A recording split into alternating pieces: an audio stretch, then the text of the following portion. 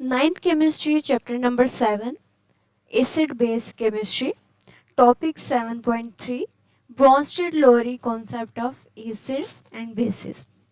Last lecture में हमने Arrhenius का कॉन्सेप्ट देखा था कि आर्हीनियस ने एसिड्स और बेसिस को किस तरह से डिफाइन किया था। तो आर्हीनियस का कॉन्सेप्ट हमारे पास काफ़ी ज़्यादा आसान था और समझने के लिए ये हमारे पास काफ़ी इजी भी था, लेकिन हमारे पास ये कॉन्सेप्ट हमारे पास लिमिटेड था। ये हमारे पास एसिड्स और बेसिस को फुली डिफाइन नहीं कर पा रहा था। जैसे हमारे पास यहाँ पे आर्हीनियस ने कहा था कि अगर आपने चेक करना है कि कोई सब्सटेंस एसिड या बेस है तो आपको क्या करना पड़ेगा, उस सब्सटेंस को आपको वाटर में डिज़ोल्व करवा के उसका एक्वस सॉल्यूशन बनाना होगा। मीन्स हमारे पास सिर्फ और सिर्फ ये क्या कर रहा था, वाटर में एसिड और बेस को डिफाइन कर रहा था। तो हमारे पास कुछ ऐसे सब्सटेंस भी तो होते हैं जो पानी में डिज़ोल्व नहीं होते, मीन्स हमारे पास नॉन एक्वस मीडियम में वो डिज़ोल्व होते हैं। तो इस वजह से आप कहते हैं कि आर्हीनियस का जो कॉन्सेप्ट था इसमें हमारे पास कुछ लिमिटेशन थी, कुछ एतराज़ात थे। नेक्स्ट पॉइंट हमारे पास यहाँ पे क्या था कि आर्हीनियस ने कहा था कि आर्हीनियस बेस क्या होती है। यहाँ पे रिकॉल कर लेते हैं कि हमारे पास फर्स्ट करें BOH हमने लिया था इन जनरल। तो इसको आप लोग क्या करते थे, वाटर में डिज़ोल्व करते थे और ये क्या करता था, B positive ion and OH negative ion hydroxyl ion देता होता था, हाइड्रोक्साइड आयन यहाँ पे बनाता होता था। मीन्स अगर कोई चीज़ बेस है तो वहाँ पे क्या लाजमी था कि उस सब्सटेंस के अंदर ही हमारे पास OH नेगेटिव आयन मौजूद होना चाहिए। तो यहाँ पे हमारे पास कुछ ऐसे सब्सटेंसेस मौजूद थे जिनमें OH नेगेटिव आयन नहीं था और इसलिए वो हमारे पास आप कहते थे कि आर्हीनियस के मुताबिक बेसिस नहीं थी।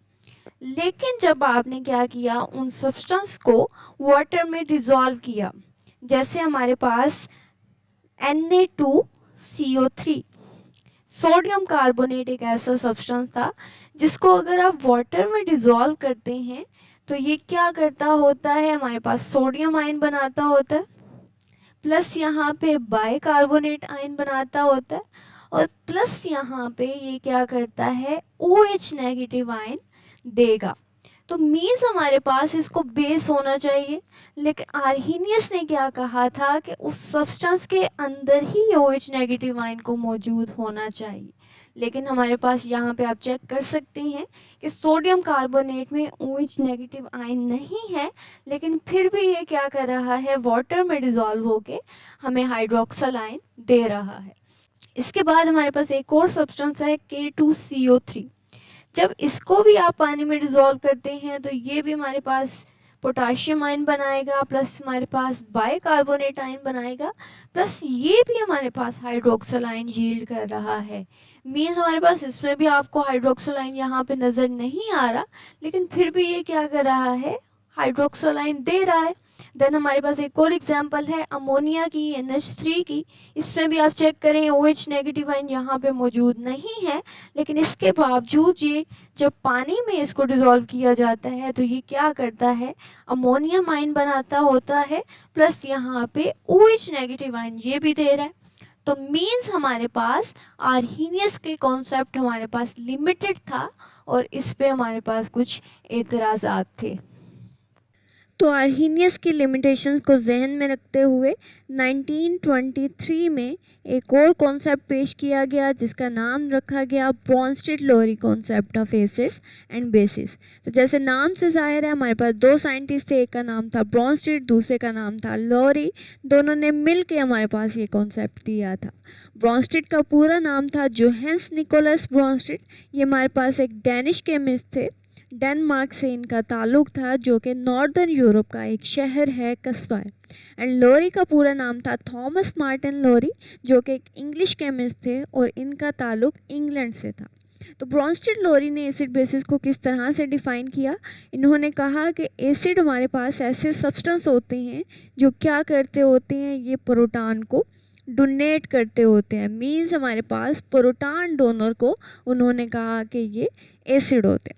देन उन्होंने बेसिस को किस तरह से डिफाइन किया कि बेस हमारे पास ऐसे सब्सटेंस होते हैं जो क्या करते होते हैं, प्रोटॉन को एक्सेप्ट करते होते हैं, मीन्स प्रोटॉन एक्सेप्टर को उन्होंने नाम दिया कि ये हमारे पास बेसिस होती हैं। तो यहाँ पे हमारे पास जो प्रोटॉन एसिड डोनेट करता है वही प्रोटॉन हमारे पास बेस क्या करेगी, उसको एक्सेप्ट कर लेगी। तो यहाँ पे डिटेल में जाने से पहले हम लोग क्या करते हैं, प्रोटॉन का कॉन्सेप्ट देख लेते हैं कि प्रोटॉन क्या होता है, कैसे बनता है। तो हाइड्रोजन होता है, इसका एटॉमिक नंबर 1 होता है, मीन्स हमारे पास इसके पास न्यूक्लियस में एक ही प्रोटॉन होता है और न्यूट्रॉन कोई नहीं होता। इसके बाद हमारे पास इसके पास एक ही के शेल होता है जिसमें एक ही इलेक्ट्रॉन यहाँ पे रिवॉल्व कर रहा होता है। जब इसका एक ही इलेक्ट्रॉन यहाँ से निकाल दिया जाता है तो पीछे हमारे पास प्रोटॉन बचता है, और इसको हम इक्वेशन की फॉर्म में किस तरह से लिखते हैं कि हमारे पास हाइड्रोजन है, इसका एक इलेक्ट्रॉन जब यहाँ से निकाल दिया जाता है तो पीछे हमारे पास बचता है H पॉजिटिव आयन, जिसको आप कहते हैं कि ये प्रोटॉन। अब प्रोटॉन है मीन्स इसके पास एक ही शेल होता है, तो जब इसको स्टेबल होना होगा, नोबल गैसेस की तरह स्टेबिलिटी हासिल करनी होगी, तो ये क्या करता है, 2 इलेक्ट्रॉन को ये अकोमोडेट करके हीलियम की तरह से ये स्टेबल हो सकता है। मीन्स हमारे पास 2 इलेक्ट्रॉन को अकोमोडेट करेगा, तो मीन्स हमारे पास ये क्या है, ये डुप्लेट रूल को फॉलो करेगा। अब यहाँ पे हम लोग क्या करते हैं, एक इक्वेशन ले आते हैं और उससे ब्रॉन्स्टेड-लोरी एसिड और बेसिस को समझने की कोशिश करते हैं। तो बुक के अकॉर्डिंग हम लोग इक्वेशन लेंगे, हाइड्रोक्लोरिक एसिड लिया हुआ है, इसका रिएक्शन करवाया गया है वाटर के साथ H2O, और यहाँ पे हम चेक करेंगे कि अगर प्रोटॉन है तो वो कहाँ से कहाँ जाता है। तो हाइड्रोक्लोरिक एसिड में आपको पता है क्लोरीन की इलेक्ट्रोनेगेटिविटी ज़्यादा होती है, इसके ऊपर चार्ज कौन सा आएगा, -1, और H के ऊपर चार्ज आ जाएगा +1। और यहाँ पे वाटर में आपको पता है ऑक्सीजन के ऊपर 2 लोन पेयर्स ऑफ इलेक्ट्रॉन मौजूद होते हैं जो बॉन्डिंग में हिस्सा नहीं लेते। तो यहाँ पे हमने प्रोटॉन को समझा और हमें पता चला कि प्रोटॉन के पास कैपेसिटी होती है कि 2 इलेक्ट्रॉन को ये अकोमोडेट कर सकता है। तो यहाँ से हाइड्रोक्लोरिक एसिड में से प्रोटॉन क्या करता है, जाके वाटर की ऑक्सीजन से इस extra loan pair of electron को यहाँ से ले लेता है। मीन्स हमारे पास क्या होगा, हाइड्रोक्लोरिक एसिड अपना प्रोटॉन यहाँ से डोनेट कर देगा, जो कि हमारे पास वाटर में जाके ऐड हो जाएगा, एक्सेप्ट हो जाएगा, और नतीजे में हमारे पास क्या बनेगा, हमारे पास H3O पॉजिटिव बनेगा, हाइड्रोनियम आयन बनेगा, या इसको आप कहते हैं हाइड्रोक्सोनियम आयन बनेगा, प्लस यहाँ पे प्रोटॉन यहाँ से चला गया है तो पीछे हमारे पास क्या बचा, पीछे हमारे पास सिर्फ क्लोराइड आयन बचा है। तो यहाँ पे आपने चेक किया कि प्रोटॉन डोनर कौन था, प्रोटॉन डोनर यहाँ पे हाइड्रोक्लोरिक एसिड था, और प्रोटॉन एक्सेप्टर यहाँ पे कौन बना, यहाँ पे water as a proton acceptor काम कर रहा है। तो ब्रॉन्स्टेड-लोरी ने यहाँ पे क्या कहा था कि प्रोटॉन डोनर हमारे पास क्या होती हैं, ये हमारे पास एसिड होती हैं, और प्रोटॉन एक्सेप्टर हमारे पास क्या होंगे, ये हमारे पास होंगी बेसिस। नेक्स्ट हम लोग क्या करते हैं, एक और इक्वेशन लेते हैं और उससे हम समझने की कोशिश करते हैं। तो बुक के अकॉर्डिंग हमारे पास यहाँ पे लिया हुआ है NH3 अमोनिया, इसका रिएक्शन करवाया गया है अगेन वाटर के साथ H2O। अब की बार हमारे पास जब इन दोनों का रिएक्शन होगा तो क्या होगा, आपको पता है अमोनिया में नाइट्रोजन के ऊपर एक लोन पेयर ऑफ इलेक्ट्रॉन मौजूद होता है। तो अब की बार क्या होगा कि प्रोटॉन जो है वाटर में, आपको पता है प्रोटॉन होता है, यहाँ पे मैं स्ट्रक्चरल फार्मूला ड्रॉ कर देती हूँ। तो अब की बार जब नाइट्रोजन सामने नज़र आ रहा होगा वाटर को, तो ये क्या करेगा, यहाँ से ऑक्सीजन की इलेक्ट्रोनेगेटिविटी आपको पता है, ऑक्सीजन क्या करेगा, इस शेयर्ड पेयर ऑफ इलेक्ट्रॉन को अपनी तरफ खींच के यहाँ पे OH नेगेटिव आयन बना लेगा, और यहाँ से शेयर्ड पेयर ऑफ इलेक्ट्रॉन चला गया है, मीन्स यहाँ पे चार्ज कौन सा आएगा, पॉजिटिव। मीन्स यहाँ से प्रोटॉन निकलेगा और ये क्या करेगा, इसको स्टेबिलिटी हासिल करनी है, तो ये स्टेबिलिटी हासिल करने के लिए क्या करेगा, नाइट्रोजन से उसका लोन पेयर जाके एक्सेप्ट कर लेगा। तो अब की बार यहाँ पे प्रोटॉन डोनर कौन हुआ, यहाँ पे वाटर ने अपना प्रोटॉन डोनेट किया है, तो वाटर हमारे पास क्या कहलाएगा, प्रोटॉन डोनर। अमोनिया ने क्या किया है, वाटर के प्रोटॉन को एक्सेप्ट किया है, तो ये क्या कहलाएगा, प्रोटॉन एक्सेप्टर। तो ब्रॉन्स्टेड लोरी ने अगेन क्या कहा था कि प्रोटॉन डोनर हमारे पास क्या होती हैं, ये हमारे पास एसिड होते हैं, और प्रोटॉन एक्सेप्टर क्या होती हैं, ये हमारे पास बेसिस होती है।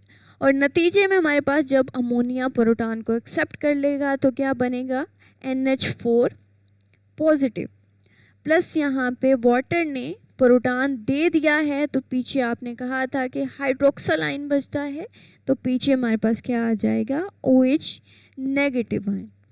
अब यहाँ पे आप लोग देख सकते हैं हमारे पास बड़ा ही इम्पोर्टेंट यहाँ पे क्वेश्चन बनता है, काफ़ी दफ़ा रिपीट हो चुका है कि हमारे पास यहाँ पे चेक करें कि वाटर है, और वाटर यहाँ पे जब सामने हाइड्रोक्लोरिक एसिड था तो ये हमारे पास क्या बन गया था, ये हमारे पास प्रोटॉन को एक्सेप्ट कर रहा था, बेस बन गया था।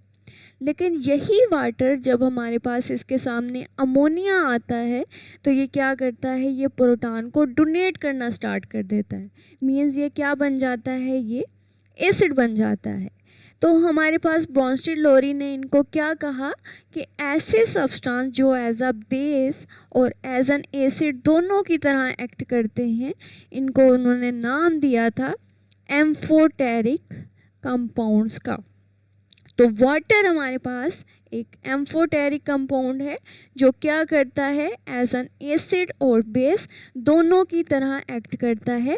ये इस बात पे डिपेंड करता है कि सामने वाला हमारे पास सब्सटेंस क्या है। अगर सामने वाला सब्सटेंस हमारे पास एसिड है तो ये क्या करता है, ये बेस बन जाता है, और अगर सामने वाला सब्सटेंस हमारे पास बेस है तो ये क्या करता है, एसिड बन जाता है। नेक्स्ट हमारे पास यहाँ पे ब्रॉन्स्टेड लोरी ने एक और कॉन्सेप्ट दिया था, और उसको समझने के लिए हम लोग क्या करते हैं, इस इक्वेशन को दोबारा लिख लेते हैं।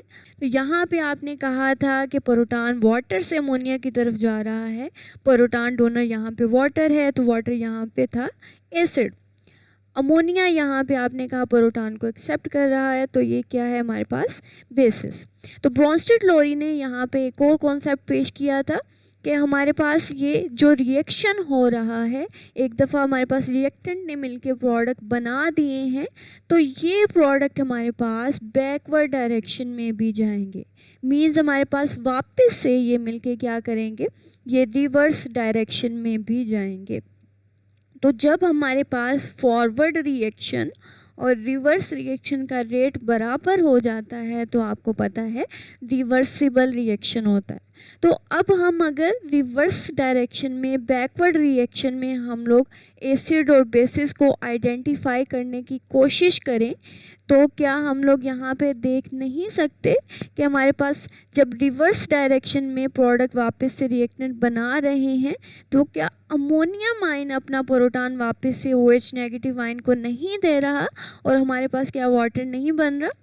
तो अमोनियम आयन यहाँ पे क्या करता है, एज अ प्रोटॉन डोनर यहाँ पे एक्ट करता है, अपना प्रोटॉन डोनेट करता है, और हाइड्रोक्सल आयन क्या करता है, उसी प्रोटॉन को एक्सेप्ट करके वापस से हमारे पास वाटर बना देता है। तो हाइड्रोक्सल आयन यहाँ पे क्या कहलाएगा, हाइड्रोक्सल आयन यहाँ पे प्रोटॉन एक्सेप्टर बन जाएगा।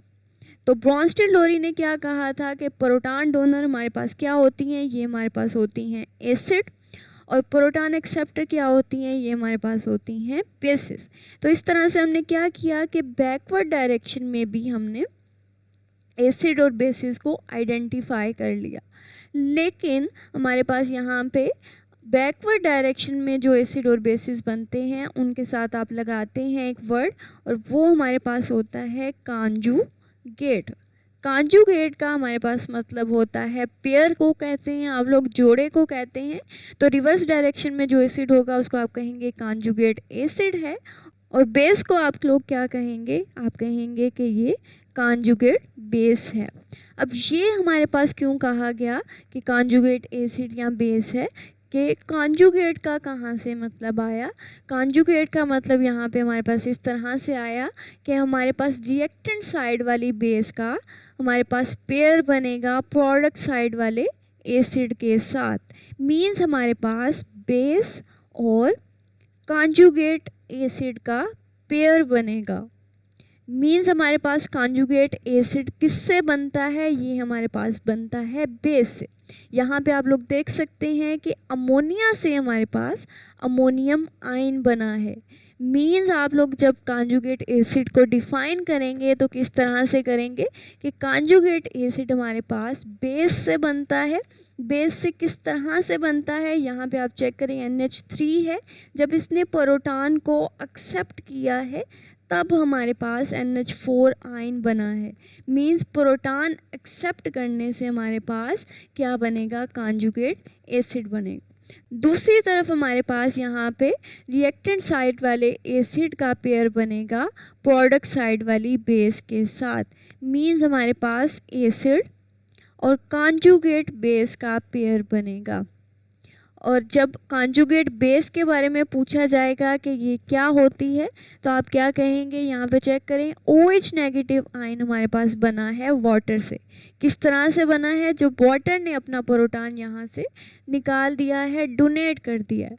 तो जब एसिड हमारे पास प्रोटॉन को डोनेट करता है तो क्या बनता है, हमारे पास कॉन्जुगेट बेस बनती होती है।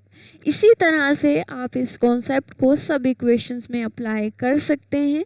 तो यहाँ पे हम लोग क्या करते हैं, कुछ इक्वेशंस लेते हैं और उससे हम लोग आइडेंटिफाई करते हैं कि हमारे पास एसिड क्या है, बेस क्या है, कॉन्जुगेट एसिड क्या है और कॉन्जुगेट बेस क्या है। तो बुक के अकॉर्डिंग हम लोग इक्वेशन ले लेते हैं। हमारे पास मौजूद है HCN हाइड्रोजन साइनाइड, इसका रिएक्शन करवाया गया है वाटर के साथ H2O। तो जब दोनों का हमारे पास रिएक्शन होता है तो HCN में आपको पता है H पॉजिटिव 1 होगा, CN -1 होगा और वाटर के ऊपर आपको यहाँ पे पता है लोन पेयर्स ऑफ इलेक्ट्रॉन यहाँ पे नज़र आ रहे हैं। HCN क्या करता होता है, यहाँ से प्रोटॉन डोनेट करता है जो जाके यहाँ से ऑक्सीजन से लोन पेयर ऑफ इलेक्ट्रॉन को एक्सेप्ट कर लेता है और नतीजे में हमारे पास क्या बनता है, H3O पॉजिटिव बनता है प्लस हमारे पास CN नेगेटिव बनता है। तो यहाँ पे हमारे पास प्रोटॉन डोनर कौन हुआ, यहाँ पे प्रोटॉन डोनर हमारे पास हुआ HCN। मीन्स हमारे पास ये क्या कहलाएगा, ये हमारे पास कहलाएगा ब्रोंस्टेड-लोरी एसिड। और प्रोटॉन एक्सेप्टर यहाँ पे कौन है, ये हमारे पास वाटर है।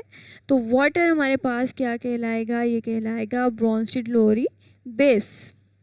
अब जब यही रिएक्शन आप लोग रिवर्स डायरेक्शन में चेक कर सकते हैं कि हमारे पास रिवर्स डायरेक्शन में क्या हो रहा है कि हाइड्रोनियम आयन से proton CN negative cyanide ion के पास जाता है और HCN बनता है, पीछे हमारे पास वाटर बचता है।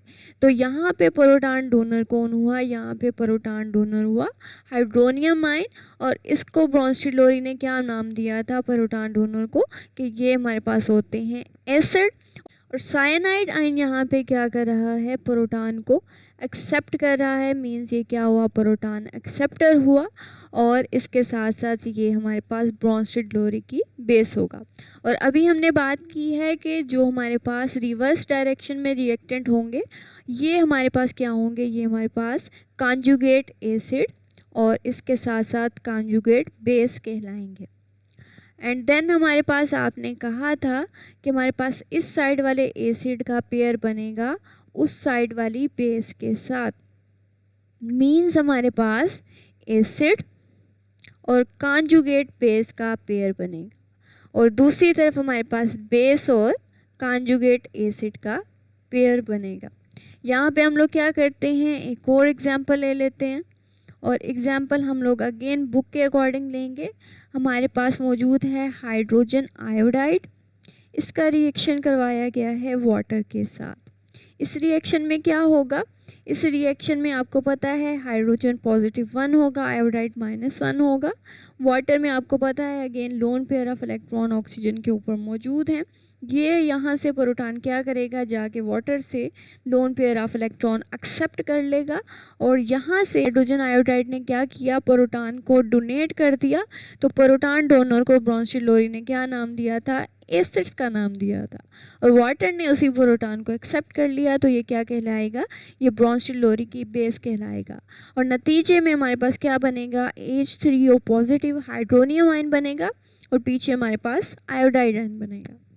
जब इसी रिएक्शन को हम लोग रिवर्स डायरेक्शन में चेक करें तो यहाँ से हमारे पास प्रोटॉन जाएगा आयोडाइड के पास और जाके हमारे पास क्या बनाएगा, हाइड्रोजन आयोडाइड बना देगा और पीछे क्या बचेगा, पीछे हमारे पास वाटर बनेगा। तो प्रोटॉन डोनर यहाँ पे कौन हुआ, हाइड्रोनियम आयन हुआ। ब्रॉन्स्टेड लोरी ने कहा था कि प्रोटॉन डोनर क्या होते हैं, ये एसिड होते हैं और आयोडाइड आयन ने क्या किया, उस प्रोटॉन को एक्सेप्ट किया। तो ये क्या कहलाएगा, ये हमारे पास बेस कहलाएगा। और देन हमारे पास आप लोग क्या करते हैं कि रिवर्स डायरेक्शन में जो एसिड बेस होते हैं उनके साथ आप क्या लगाते हैं, उनके साथ आप लगाते हैं कॉन्जुगेट का वर्ड। और यहाँ पे हमारे पास किसका पेयर बनेगा, हमारे पास इस साइड वाले एसिड का पेयर उस साइड वाली बेस के साथ बनना है। तो यहाँ पे हाइड्रोजन आयोडाइड का पेयर बना है आयोडाइड आयन से। Means iodide ion conjugate base किससे बनी है, एसिड से बनी है। कैसे बनी है, जब इसने अपना प्रोटॉन डोनेट कर दिया। और इस साइड वाली बेस का पेयर बनेगा इस साइड वाले एसिड के साथ। मीन्स यहाँ पे कॉन्जुगेट एसिड या हाइड्रोनियम आयन किस तरह से बनेगा, ये हमारे पास बेस से बनेगा, वाटर से बनेगा। वाटर जब प्रोटॉन को एक्सेप्ट करती है तब आप चेक करें कि हमारे पास हाइड्रोनियम आयन बनता होता है।